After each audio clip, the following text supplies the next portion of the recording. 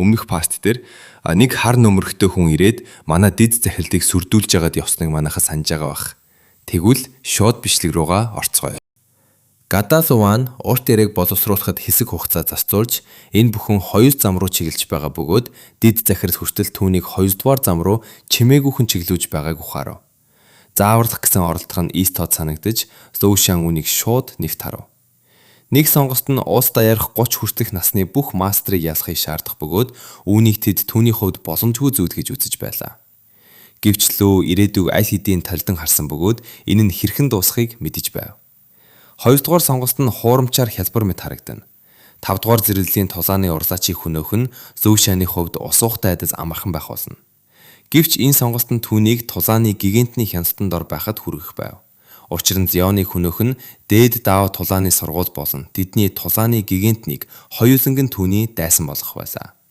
Тэдний уур хилэнгээс мутрах цорын ганц арга зам нь өөр нэгэн тулааны гигантнээс хамгаалт хүсэх явдал байв.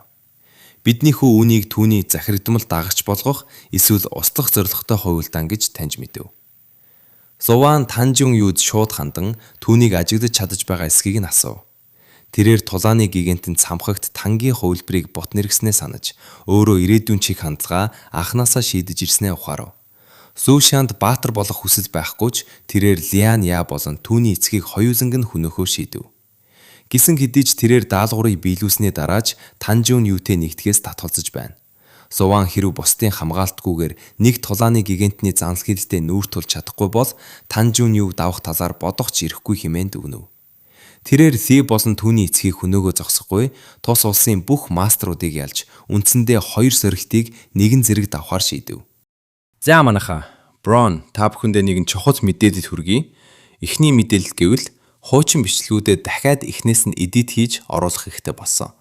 Тийм болохоор хуучин контентууд эргэж авахд жаахан цаг орох бах шүү. Гэхдээ яг одоо үзмээр байгаа цувралууд байвал манай Manga Hub сайт руу ороод шууд үзэж болно шүү. Хоёр дахь нь олон хүний хүлээж байсан мөсдгийн үе манхва маань яг иж дундаа явж байгаад тодорхойгүй шалтгаанаар зогсчихсан байгаа. Брон нилээн хайж судалсан ч ямар нэгэн мэдээлэл олж чадсангүй. Одоогоор бичлэг болоогүй ганцхан бүлэг л Брон байна. Ганцхан үтчихсэн болохоор нь оруулах уу, яах уу гэж бодоод байна. Та хэд маань үзэх үү?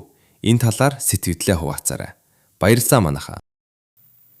Нампи хотын захад цагдаагийн ажилтан Ся Юран өөрийн багтаа тухайн бүсийг хурдан бүслэн өндөржүүлсэн бэлэн байдалд байж ерөнхийлөгч Чианы хэсгийг хөдлөх үед дэмжлэг үзүүлэхэд бэлэн байхыг тушаав.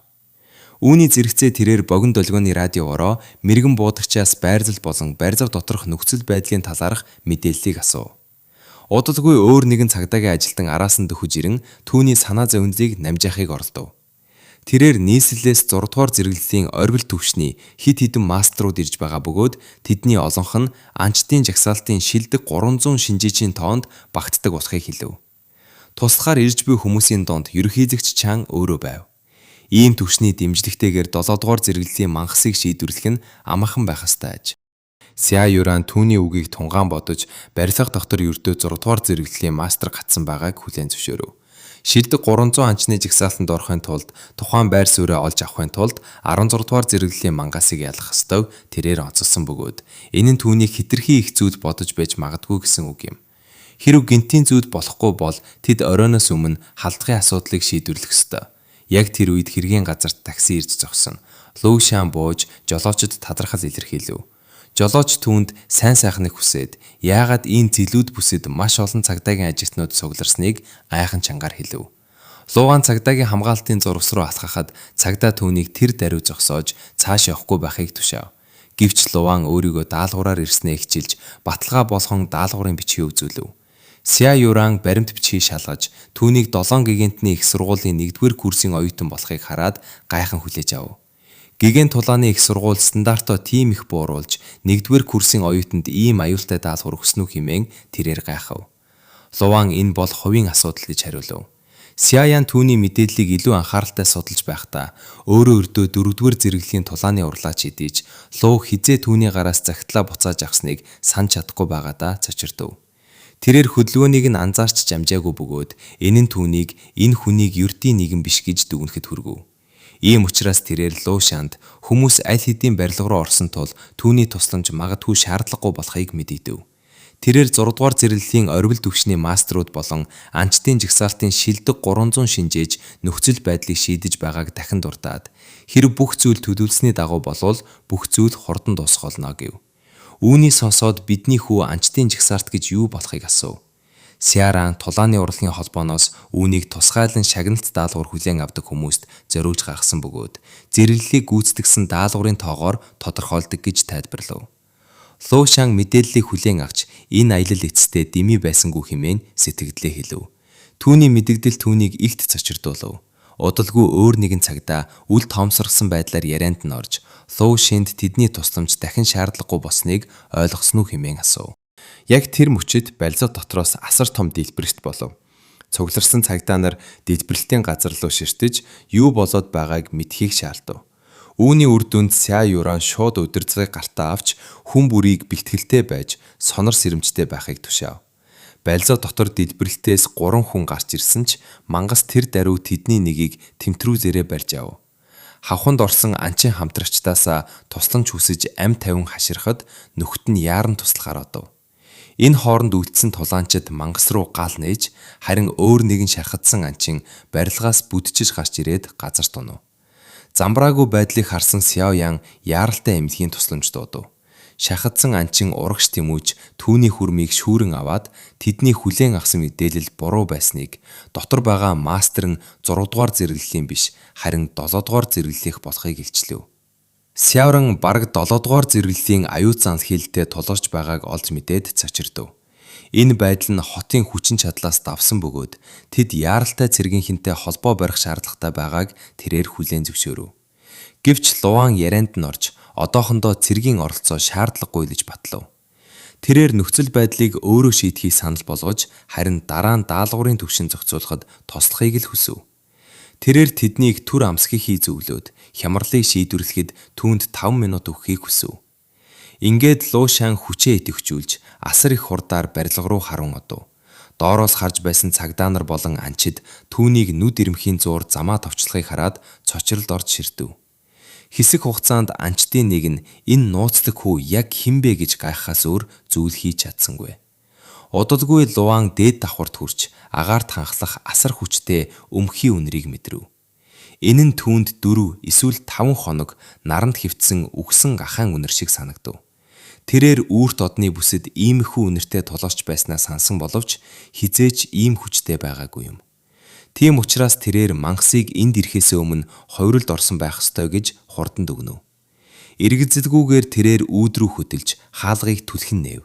Тэр дотогш харамгцаа мангасын аманд чирэгдэн орж буй анчны аимшигт дүр зургийг олж харсан бөгөөд зөвхөн хүзүүнл гадаа харагдаж байв. Амьтны бие нь бүрч илүү жигшүүртэй бөгөөд биеийнх нь өнцөг болон бүрт тоо томшгүй олон нүд тагсан байлаа. Луан үүнийг харамгцаа махан нүдэд чөтвөрийн үт болохыг танив. Тэрээр золгүй анчинд хандан хоцорч ирсэндээ товчхон хөрцөл өчөөд харин түүнтэй зэрэгцэн мангас маш их зовж өөхөх болно гэж амлав. Түүнийг ярих үед хүчин нэмэгдэж эхэлсэн бөгөөд тэрээр тулаанд тайвнаар бэлтгэв. Ингээд Лу Шан амтантай нүүр тулж түүний хүч чадлыг хурдан үнэлв. Ерөнхийдөө энэ нь 5 болон 6 дугаар зэрэглэлийн хооронд байна гэж үзв. Ийм төрлийн мангас энэ бүсэд үзэгдэх ёсгүй тул энэ нь түүнд шууд хачхалтай санагдав. Эцсийн эцэс тэдний урд нь шийдвэрлсэн мангас ч гэсэн үнэхээр 7 дугаар зэрэглэлд хүрсэн байсан шүү дээ. Түүний цааш бодож амжихаас өмнө мангас ууртаагаар ахирч түүн рүү гараараа далайв. Гэрт савран зооны аврад хүрэх тэр мөчид үүрэн ботров. Амьтан ийм давмгаал хүчийг огтхон ч хүлээж байгаагүй тул тарчлан хаширв. Луан мангас руу алхаж шавж ямар их дуу чимээ гаргадаг болохыг хэлв. Мангас нөгөө гараараа дайран хариу барьсан боловч Лу хялбархан болтон түүний муу байгааг шөмжлөв. Үүний үр дүнд мангас тактикаа өөрчилж хүчлийн дайралт хийв. Мангас түүний байрлалыг сандран хайж байх зуур бидний хүү хүчлийн цацалтаас хялбархан зогтов. Удалгүй хүү түүний дээр агаарт гарч ирэн нэг гартаа энерги цуглуулж эхлэн бэлтгэлтэй байхыг амтанд анхааруулв. Барилган гадаа анчид юу болоод байгааг аяахан хэлэгцэн. Илүү чирэг анчдын нэг нь Лу Шаныг 7 гигийн тулааны их сургуулийн оюутан байх ёстойг онцлов. Цагдаа түүний оюутны үнэмлэх даалгаврын бүртгэлийг дахин шалгаж тэр хэсэг нь үнэн болохыг батлав. Гисэн хэдий ч анчин тавгүйтгэхгүй байж чадсангүй. Луу шааны хурд ердийн оюутны, ялангуяа 1-р курсын оюутны байх ёстой хурднаас хамаагүй давсан байгааг тэрээр тэмдэглэв. 6-р зэрэглэлийн оргилд байсан ч тэр хүүгийн хөдөлгөөнийг огт дагаж чадахгүй байлаа. Энэ бодсон түүнийг Луугийн жинхэнэ гарал үүсэл тэр яг хаанаас ирсэн бэ гэдэгт эргэлзэхэд хүргэв. Үүнээс болоод тэрээр нөхцөл байдлыг тулааны урлагийн холбоо болон цэргийн штабын аль алинд нь мэдэгдэхийг шаардав. Тэрээр Лууан хэдий хүчтэй байсан ч хэрвээ мангас галзуурвал тэр даруй ухрах хэрэгтэй гэдгийг нэмж хэлэв. Галзуурсан мангас хот руу нэвтрвэл хүмүүсийг идэж эхлэн улам аюултай болж болзошгүй. Цагдаа гихтэр тавих гэж байтал гинт барилга дотроос асар хүчтэй энерги бэлхан гарч ирэв. Цохилтын давалгаа хүн бүрийн тэнцвэрийг алдагдуулав. Анчдын нэг нь тэр даруй хашгирч дотор яг юу босныг мэдхийг шаардав. Энэ хооронд дотор бидний хүүгийн дайралт мангасыг газарт хүчтэй унгаад байлаа. Амтан босох гэж тэмцэж байхад тэрээр яаран орж гараас нь атхан эргүүлж эхлэв. Яг тэр үед тэрээр ямар нэг зүйл буруу байгааг гинт анзаарав. Мангас аль хэдийн үхсэн байлаа. Луу шаан унстын цохилтон түүнийг амьд үлдэхэд дэндүү их байсан гэж тооцоолов. Тэрээр эргэзэлгүйгээр цогцсыг барилгаас шууд шидчихв. Доор нэгэн анчин мангас зүхтэж байна гэж анхааруулж хүн бүрийг хоригдох байранд орохыг тушаав. Хэдэн хормын дараа цогцос цугдарсан хүчнийхний ойролцоо унаж огт хөдөлгөөнгүй хэвтэв. Өөр нэгэн анчин ураг шасгаж шалгаад чөтвөрийн мангас үхснийг батлав. Үүнийг сонсоод цагдаа зөвхөн үл итгэсэн байртай ширтэнэ. Луу дотор 5 минут хүрэхгүй минут байсан хэрнээ амтныг аль хэдийн хүнөөсөн байв. Удалгүй Луу шун дээрээс бууж бүлгийн ойролцоо газартан даалгавар биелэгдсэн болохыг цагдаад тайвнаар мэдэгдэв. Тэрээр даалгаврын хүндрлийн зэрэглэлийг зохиохосоор тохируулахыг түүнд сануулав. Анчдын нэг нь ураг шалхан түүнд талархаж чөтвөрийн үт мангасыг бүрэн боловсруулж дуусны дараа ашгийг Луу шааны данс руу шилжүүлэх болно гэдгийг тайлбарлав. Хүн бүрийг гайхшруулж Луу шаан шагналаас татгалзав. Үүний оронд тэрээр ашгийг дайралтад амиа алдсан хүмүүсийн гэр бүлд хуваарлахыг санал болгов. Өрхийн тэргүүлэгчээ алдсан тэдгээр гэр бүлийг амьдралынх нь үлдсэн хугацаанд тижээхэд ганцхан 7-дугаар зэрэглэлийн мангас хангалттай илүү гарна гэдгийг тэрээр онцлов. Анчин маш их сэтгэл хөдөлж Лууанд түүний өгөөмөс сэтгэлд дахин талархав. Үүний дараа бидний хүү цагдаа руу эргэж дараагийн хурдны галт тэргэнд амжих шаардлагатай байгаагаа тайлбарлан такси дуутахад тусалж чадах уу гэж энгийнээр асуув. Тэрээр огтхон ч эргэлзэлгүйгээр ямар ч төвөг удахгүй хэмээн түүнийг өөрөө хүргэж өгөхийг санал болгов. Луу шаан түр зогсоод дараа нь түүний саналыг боловсон талархлаар хүлээн ав. Тэднийг явхаар бэлтгэж байх зуур цагдаа Луу шаан руу хулгаагаар харж гинт царай нь улаахыг мэдрэв. Тэрээр дотроо түүнийг зөвхөн гайхалтай хүчтэй төдийгүй гинтийн царайлаг юм хэмээн бодхоос өөргүй байв. Энэ хооронд Лучиан түүнийг хачин аашиж байгааг анзаарч толгоогоо ялимгүй гэгжийлгэн түүнд яг юу тохиолдов вэ хэмээн дотроо гайхав. Удалгүй Лууан тэдгээр бодлуудыг хойш тавьж илүү түгшүүртэй зүйлд анхаарал хандуулав. Тэрээр 7-дугаар зэрэглэлийн ихэн үеийн мангас хэрхэн урд талын шугамыг тийм амархан давж жижиг хотод нуугдаж чадсан бэ гэдэгт эргэлзэж эхлэв. Мэдээж урд нь үүнтэй төстэй хэрэгүүд гарч байсан ч ийм хүчтэй мангасуудтай хизээж тулгарч байсангүй. Амтан ямар нэгэн байдлаар хилийг нэвтэрсэн байлаач тулааны урлагийн холбоо болон цэргийнхэн үүнийг иргэний бүсэд хүрэхээс өмнө саатуулж хөнөөх ёстой байсан юм. Энэ мангас Нампийн хотод ямар ч анхааруулгагүйгээр гарч ирсэн нь маш их с ижигтэй санагдана. Энэ талаар бодох тусам энэ бүх үйл явдал илүү том хуйлдааны нэг хэсэг байж магадгүй мэт санагдана. Энэ хооронд цагдаа машинаа өргөжлүүлэн барьж байхад Луу шаан утсан дээрх мэдээг гүйлгэн үзнэ. Түүний унсан зүйл царайг нь барайлгав. Тэрээр хүмүүс үнэхээр бие биенийхээ эсрэг эргэж эхэлж байна уу гэж гайхахаас өөр аргагүй болов. Хиан хаанд улсын тагнуурчид хөлийн дагуу мангасуудыг хууль бусаар нэвтрүүлж байгааг мэдээсэн бөгөөд тэрээр энэ бүхнийг хэтэрхий туйлширсан бөгөөд аюултай гэж үзв.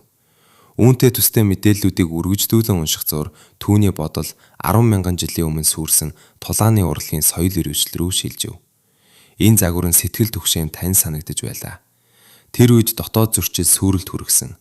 Харин одоо түүх дахин давтагдахад бэлэн байгаа бололтой. Түүний сэтгэл санаа баргаруулж хангацтай хүчтэй болмогц Хиан хаант улсыг арчих болно гэж дотроо тангаруулав. Түүний ааш цан хувирхыг мэдэрсэн цагдаа түүн рүү хязамхын харж юу болсныг асуув. Лууан түүнийг эргэж хараад энэ чухал зүйл биш бөгөөд удахгүй шийдэх хитгэн жижиг асуудал гэж тайвшруулан үл тав. Тэднийг буудад хүрэхэд цагдаа Луу шаантай салах ёс гүйцэтгэв. Гисэн хэдий ч тэрээр баг зэрэг гунигтай байж түүнтэй дахин уулзах боломж хизээ гарах бол гэж дотроо гайхав. Удалгүй үйл явдал Бай хотын 1-р дунд сургуулийн биеийн тамирын заал руу шилжих бөгөөд тэнд тулааны бэлтгэл явагдаж байв.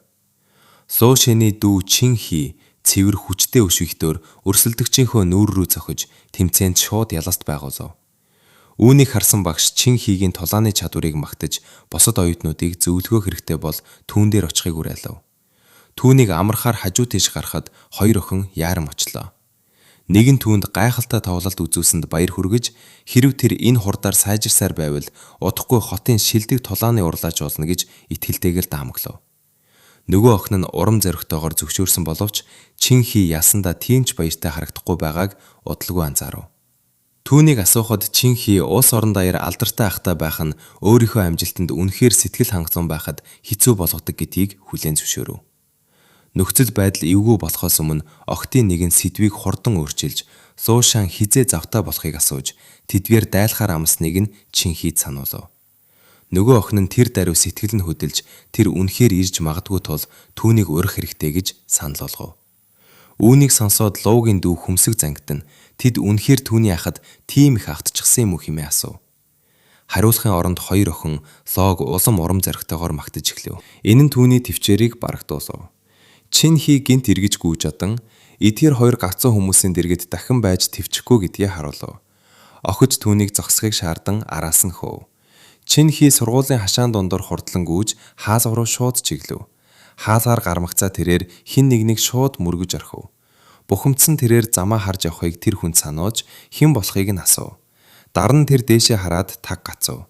Энэ бол Суу Шан байлаа. Гайхсан тэрээр өвлийн амрагт болоогүй байхад яагаад буцаж ирснийг нь асууж түүнийг сансан уу хэмээн тавлам шурламоор гайхав.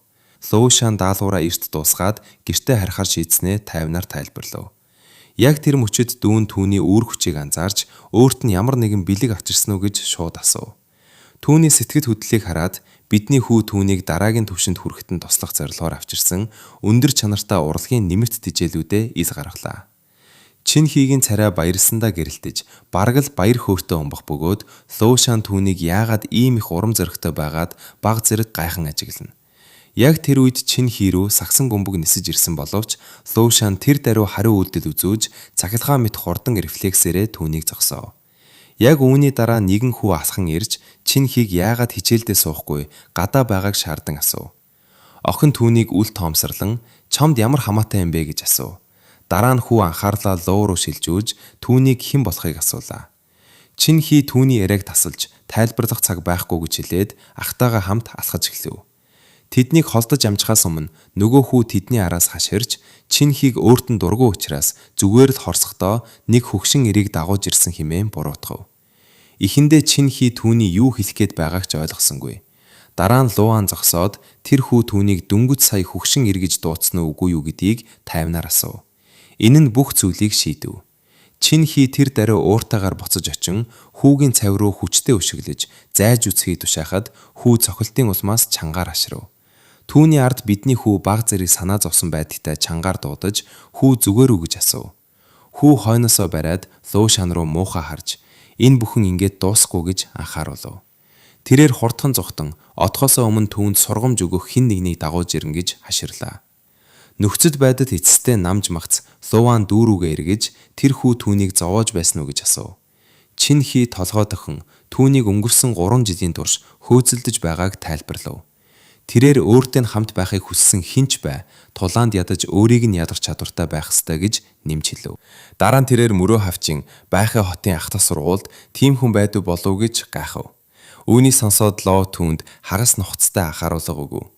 Тэрээр хэрв дүүн өө сургуулаас шилжиж ирсэн нууцлаг мэт санагддаг ямар нэгэн байдлаар түүний бодлыг өдөө шөнөгүй эзэмддэг хэн нэгэнтэй тааруул хамгийн чухал зүйл нь зин авахтай хинээс ч бай хол байх явдал гэж хэлв. Чин Хи чангаар инээж хүлээлгүйгээр сэдвээ өөрчлөн түүнийг ахлах игч Ян Юантай ямар харилцаатай байгааг асуув. Луу Шан тэднийг ердөөл найзууд гэж зүтгэв. Чин Хи тэр даруй уг хариултад эргэлзэж тэд хэрхэн гар гараасаа хөдөлцөж бүр хамтдаа кино үзэхээр явж байсныг сөхөв. Хариуд нь бидний хүү гараа сонгон түүний хацрыг чимхэж түүний галзуу гэж дуудаад үргэлж зэрлэг дүүнэлт рүү үсэрж байдаг гэв. Чинхи түүнийг өвтгөж байна хэмээн гомдлож эсэргүүцснээ гинт өөр зүйл рүү шилжив. Тэрээр түүнд минь гэдэг ангийн хүүхэд байгаа эсхийг асуув. Луун байгааг нь баталж яагаад түүний дурдж байгааг асуулаа. Чинхи минь үндэсний шалгалтандаа бүдэрч оронд нь цэрэгт явхаар болсон гэдгийг тайлбарлав. Тэрээр явхаасаа өмнө луутай салах ёс гүйцэтгэхийг хүссэн боловч харамсалтай нь түүнийг аль хэдийн нийслэл рүү явсны дараа ирсэн байна. Үүнийг сонсоод Лушан чимээгүйхэн толгой дохиж уцаа гаргаж ирэв. Тэрээр 100 гаруй уншаагүй зурсыг гүйлхэн үзэж байхдаа эцэст нь хайж байсан шинжлэгдсэн мэдээллээ олж харав. Үүнд минь одоо зүүн цэргийн бүсэд албагааж байгааг илчилжээ. Үйл явдал зүүн цэргийн хуурн руу шилжих бөгөөд тэнд хэн нэгэн суугаад хувцас угааж байхад араас нь гинт өшөглөж түүнийг ураг шүнхрүүлэн унгав. Халдагч хувцсыг ямар муу угаасан талаар тэр даруй гомдлож эхлэн шатлан захирах ёсны дүрмийг ихэмсгээр тайлбарлав. Төрүүж ирсэн нь төрүүж үйлчлүүлнэ. Тэрээр өнөөдөр хохирогчийн амьсыг угаах ээж гэдгийг зарлаж тэдгээрийг зөв цэвэрлэхийг шаардав. Тэгэхэд л хохирогч нь Лооны найз минь босох нь илрэв. Ямар ч хариу үйлдэл үзүүлэхгүй байгааг хараад дээрлэхэлж хөмсөг зангидан минийг хурдлахыг тушаав. Яг тэр мөчид түүний утас чичирч Лушангаас минь зүүн цэргийн бүсэд албааж байгааг мэдэж байгаа бөгөөд удахгүй очих тул хүлээж байхыг хэлсэн шин зурвас гарч ирэв. Үүнийг уншмагц түүний царай бүрэн өөрчлөгдөж нүүрэнд нь тод инээмсэлэл тодров. Дээрлэхэгч яг юу болсныг мэдлгүй буцаж алхан ирээд шар сарны угаалгын нунтгийн үнэрт үнэхээр дуртай тул минь оймсыг нь угаахдаа тэр брендийг хэрлсэн нь дээргэж энгийнээр нэмж хэлв. Яг тэр үед хүү гинт хөдлөв. Тэрээ сууж байсан газраас үндсэн босож хүмүүс өөрсдийнхөө зүйлийг өөрсдөө угаах хэрэгтэй хэмээн хашгирч араас нь тогтлов. Дээрлэхэгч гинтийн эсэргүүцэлд бүрэн цочирдож хөшиж орхиод минь ямар утгагүй зүйл яриад байгааг мэдхий шаардсан уцаарлав. Тэрээр эргэлзэлгүйгээр миний нүүр рүү шууд цохилдог. Цохилтын хүч түүнийг арга шидлээ. Дээрлэхэгч тэр даруй араас нь дагаж зайг ойртуулан түүнийг газар тунгав. Түүнийг даран доошлуулахдаа тэрээр тухуурхан инээж минь өвхийг хүсэж байна уу гэж асуув. Цохилтын араас цохилт өргөжлөх бөгөөд түүнийг хараахан тулааны урлаачч болж амжаагүй ердөөд хог шар гэсэн доромжлолтой холилдно. Зодолж дууссаны дараа дээрлэхэгч эцэст нь босож холдон асхав. Явхаасаа өмнө тэрээр минь үүнээс хойш өдөр бүр нэг удаа зодох болно гэж хүүтнээр анхааруулв. Ойролцоох нууцлаг газраас нэгэн торонхаа сул дорой хүү энэ бүхнийг ажиглаж байжээ. Дээрлэгчийг явмагц тэрээр минь босготон туслахаар яарн очиж зүгээр үү гэж асуув. Тэрээр мөн гайхаж минь яагаад хэлсэн зүйлийг нь хийхээ оронд дээрлэгчийн эсрэг зогссныг асуулаа. Гэмтэл авсан хэдий ч минь инээж эхлэв. Тэрээр найздаа түүнийг ойлгохгүй гэж хэлв. Түүний ах тус улсын хамгийн хүчтэй тулааны урлаач бөгөөд нэг л өдөр генерал болно. Хэрв минь өнөөдөр толгой бүхэлгүүл тэр ах нь ирээдүйд доогдох болно. Тэрээр ямар ч үнээр хамаагүй үүнийг зөвшөөрөхөөс татгазж байлаа. Нөгөө хүү түүний үндслийг ойлгож чадахгүй үл итгэсэн байдалтай толгоос ихсрэв. Тэрээр миний тарих гинцэн байх ёстой. Түүний яриад байгаа утгагүй зүйлийг тайлбарлах өөр арга байхгүй гэж дотроо бодов. Үйл явдал дараа нь Лушаны зүүдний орон зайд шилжих бөгөөд тэнд тэрээр дэлгэцээр харагдах мэдээллийг шалгана. Тэрээр системд хувийн мэдээллийг шалгахыг зааварлаж тэдгэрийг чангаар уншив. Тулааны хуанлын 300 дугаар онд Минь Лу улсын Бай хотын 3 дугаар дунд сургуулийн Бай А ангийн 25 настай оюутан гэж бүртгэгдсэн байна. Лучиан энэ өгөгдөл урд нь харж байснаас нь огт өөр байгааг тэр даруй анзаарав. Түүний өөрийн нөлөө миний хувь заяаг эрс өөрчилсөн байв. Урд нь тэр залуу энгийн утга зохиолын их сургуульд суралцаж игэл жирийн амьдралаар амьдрах байсан юм. Одоо тэрээр хамаагүй аюултай 90 үед цэрэг болж байна. Нас баралтын түвшинд туйлын өндөр байгаа тул цэрэгт хэдхэн жил албахаагаад гэртээ аюулгүй буцаж ирдэг үе өнгөрчээ. Лушан өөрийн оргцоо минийг илүү дор хувь заяа руу түтгсэн байж магадгүй гэж санаа зовхгүй байж чадсангүй. Тэрээр бүтэлдийг үргэлжлүүлэн шалгаж минь үнэндээ гэртээ аюулгүй буцаж ирснийг олж мэдээд тайвшрав. Үүгээр ч зогсохгүй тэрээр жирийн хадагдлын одонгийн хамт 2 дугаар зэргийн гавья байгуулжээ. Цэргээс хадагдсныхаа дараа тэрээр логистикийн компани ээж 50 нас гэхэд түүний цэвэр хөрөнгө 10 саяас давсан байна. Тэрээр 2 охин, 1 хүүтэй бөгөөд хит хитэн өксөж уруутсан зүйл байсан ч түүний өвтөл нас жаргалтай байжээ. Түүний гэр бүл үр хүүхэд ач зээ нараар дүүрэн өнөр өтгөн болж тэрээр 90 нас хүртэл амьдарсан байна. Энэ бүхнийг хараад Ло миний ирээдүй маш ирээдүйтэй харагдаж байна гэж дүгнэв. Тэрээр найзынхаа амьдралд цаашид нөлөөлөхөөс зайлсхийхийн тулд одоогоор түүнээс хол байх нь хамгийн зөв бөгөөд зай байх нь хамгийн аюулгүй сонголт гэж шийдэв. Нэгсэндээ минь тэр үед тэрнтэй тэрсэлдэж золдолцсноороо ирээдүг өөрчилсөн гэсэн үг. Тэр үед тэгээгүй бол минь нь энгийн амьдралаар л амьдарсаар насан эцэслэх байжээ. Бид ч гэсэн ирээдүгээ бүрэн өөрчлөх боломжтой болохоор манайхан сайн хичээгээрэй. Дараа өдөр нь Лушан өөрийн компаниудын нэг болох хийн имийн салбарт зочлов. Нэгэн эмэгтэй ажилтан тэд одоогоор дойны мужийн хэмжээнд 500 гаруй эмнэлгийн танхимыг амжилттай нээсэн болохыг итгэв. Лушан ахис дэвшлийг хүлээн зөвшөөрч толгой дахин илүү том дүр зургийг эргцүүлэн бодов. Тэрээр ирэх ёстой зүйл эцэстээ ирэх болно гэж бодно. Чингийн гэр бүл нийслэл тодорхой эрх мэдэл байр суурьтай байсан ч түүнийг үтх нь өөрийг нь үдсэнтэй адил эдийг ойлгох ёстой бөгөөд түүнийг хөшүүрэг болгон ашиглахыг оролдох нь туйлын тэнэг асхан байх болно. Тэрээр өөрийг нь байхад түүнд ямар ч муу зүйл тохиолдохгүй гэж түүнийг тайвшруулав. Эмэгтэй ердөө 2 сар өнгөрсөн хэдий ч Лушан бүрэн өөрчлөгдсөн байна гэж бодохгүй байж чадсангүй. Түүнээс тууштай байдал болон түүхий хүчний хожимог болох үнэмтгүй итгэл үнэмшил, бараг л том зүтгэлтэн шиг уур амьсгал цацарна. Тэрээр түүний үгс яг ямар утгатай болохыг гайхаж байлаа. Үүгээр бидний хүү өөрийн хувийн орон зайд очиж, нарийн түүхтэй найрлага бэлтгэх зураа өөрийн сэтгцийн энергийн тусламжтайгаар им тариа найрлагуудыг агаарт хөргөж эхлэв. Тэрээр үхшгүй алтан биеийн 2 дугаар үе шатыг дуусгасны дараа шаардлагатай бол нарыг ч устгах чадах үйс хангалттай хүч чадалтай болно гэж мэдэгдэв. 2 хоногийн дараа Бай хотын Шимо олон улсын гранд зочид буудалд Луан хүлээн авах сангуу руу дөхөж очин сайн зүгс өрөө хүсв. Хүлээн авагч толгой дохин түүнээс түр хүлээхийг хүслээ. Хүлээх зураа Лушан дотроо эргцүүлэн бодно. Тэрээр алтан лууны шүлсний 125 багцыг бэгдсэн бөгөөд үхшгүй алтан биеийн 2 дугаар үе шатыг эхлүүлэхэд бэлэн байв.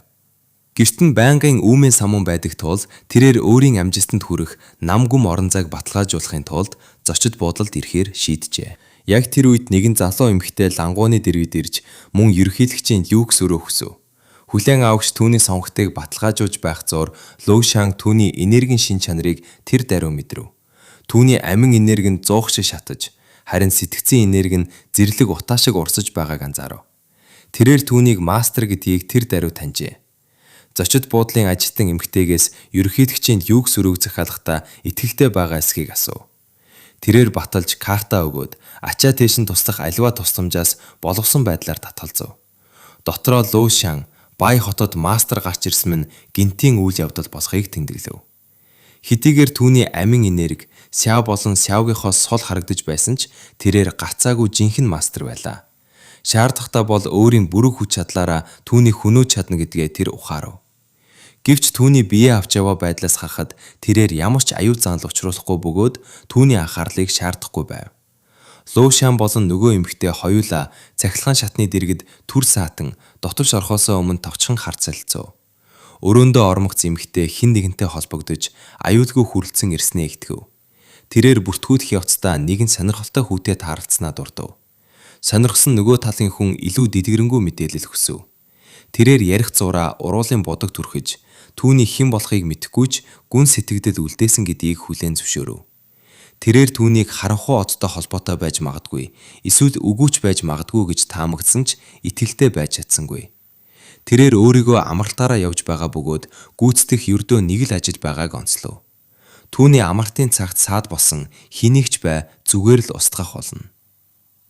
Энэ хооронд Луан өөрийн өрөөндөө төвлөрч байр сууриа үндэхэд хэсэг хугацаа зарцуулж Ван руу дөхөж очиод энэ нь алтан лууны шүсийг багтаахад хангалттай том байгааг тэмдэглэв.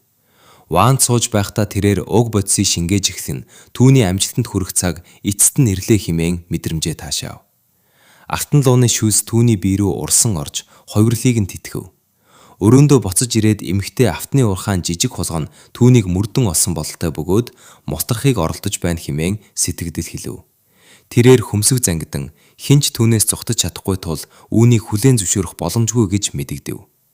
Түүний нуруунд дээрх цагны шивээс гэрэлд байх үед тэрээр амралт нь албан ёсоор хийж байгааг зарлаж түүнтэй хөгжилдөх бүрэн бодолтой байгаагаа хэлв. Яг тэр үед Лушан үхшгүй алтан биеийн 2 дугаар үе шатыг дуусгав. Тэрээр босож жад авч өөрийн гар руу цохив. Гисэн хэдий ч хурц ирэнч зураас үлдээж чадсангүй. Сэтгэл хангалуун байж тэрээр хүүтэн зэвсэгч тэр байтугай мастерч түүний хамгаалалтыг амархан нэвтэлж чадахгүй гэдгийг тэмдэглэв. Одоо түүний дараагийн анхаарал бол амин энергийн хувирлыг эзэмших явдал юм. Зуван өөрийн сонгосон зам нь энэ нэрний тулааны урлаачдынхаас огт өөр бөгөөд зүүдний орон зайд харсан ирээдүгээс нь хүртэл зөрж байгааг эргцүүлэн бодов. Энэ зам бүхэлдээ түүнд хамаарах бөгөөд ердийн зэрэглэлийн ангилал цаашид хамаарахгүй болжээ. Тэрээр өөрийгөө 7 дугаар зэрэглэлийн мастер болох босгон дээр яг зогсож байгаагаа ухаарав. Түүнийг шууд олж авахын тулд ердөө нэг л асхам хийх хэрэгтэй байлаа. Гэсэн ч тэрээр яахгүй байхыг сонгов. Одоо мастер зэрэглэлд хүрэх нь асар их үүмэн самун үсгэж бусад бүх мастрын анхааралыг татах болно. Үүний оронд тэрээр бүх зүйлийг өөрийнхөөрөө тоглохоор шийдэж эхлээд хідэн хулганыг айлгаж эхлэв. Тэрээр хинч хахгүйгээр өөрийн хүч чадлыг туршиж үзэх эзгүй байршил хайж дараа нь цонхоор үсрэн тэнгэрт хөөрлөө. Энэ хооронд үйл явдал такси руу шилжинэ. Нэгэн ир охиныхоо хамт ард сууж жолоочд баруун дүүрэг рүү чиглэхийг аяархан зааварлана. Жолооч хүлээн авч хэсэг хугацаа өнгөрсний дараа охин нь эхлэлийн цэгээсээ хангалттай хол явсан уу гэж асуув. Эцэг нь түүнийг санаа зовох хэрэггүй хэмээн тайвшруулв. Хэдэн хормын дараа ир дахин ярьж жолоочоос тодорхой байршил зогсохыг хүслээ. Хэрэв хэн нэгэн түүний болон охиныхын тазаар асуувал жолоочийг чимээгүй байсных нь хариуд ердийн хөлсийг 3 дахин нэмж түлхийг санал болгов. Жолооч хөлсийг 3 дахин нэмсэн ч хангалтгүй байж магадгүй хэмээн хүүтнээр хариулв. Гайхсан ир үүгээр юу гэсэн үг болохыг асуулаа. Дараагийн агшинд жолооч багаа тайлж жинхэнэ төрхөө илчилсэн бөгөөд тэр нь лөв шааны зочид буудалд тааралцсан мастер төвчний тулаанч эмэгтэй байв. Тэрээр атны уурхаан жижиг хулганыг эцэст нь олсон гэдгээ зарлав. Ир түүнийг тэр даруй таньж 9 шивээс болон цагаан хослолыг нь танимагцаа цочролд орон хүшиж орхив. Цаг хугацаа өнгөрөхөд лөв шаан тэнгэрт хөөр нисэж хурд нь огцом өсснийг анзаарав. Түүний туйлын тесрэлттэй хурд нь одоо цэргийн хяналтын төхөөрөмжүүдийн илрүүж чадах хэмжээнээс ч давсан байлаа. Доошоо хараад тэрээр энэ бүс нутаг байгаль орчны асуудлаас болж хаагдахаасаа өмнө химийн үйлдвэр байсныг ажиглав. Тэрээр доошилж эзгүүрсэн бүсэд газардан хотод ямар нэгэн асуудал үүсэхгүйгээр өөрийн хүчийг туршиж үзэх төгс газар гэж зарлав. Гинт асад асар том дэлбэрэлт болов. Лүжэн түүнээс цацарч буй хүчтэй авраг тэр даруй мэдэрч энэ нь мастер зэрэглэлийн тулаанчих болов гэж гайхав. Дэлбэрэлтийн үеэр эцэг нь охиныхоо хамт зогтож ам тавин мултахыг оролдож байхад мастер зэрэглэлийн анчин ойртож байв. Эцэг нь хоолоодоос хандрал дүүн тосломж хүсэж хашгирна. Анчин тэднийг давхуурхаж хэр хол явж чадахыг нь харахын тулд үргэлжлүүлэн гүөхийг зүрхэлнэ.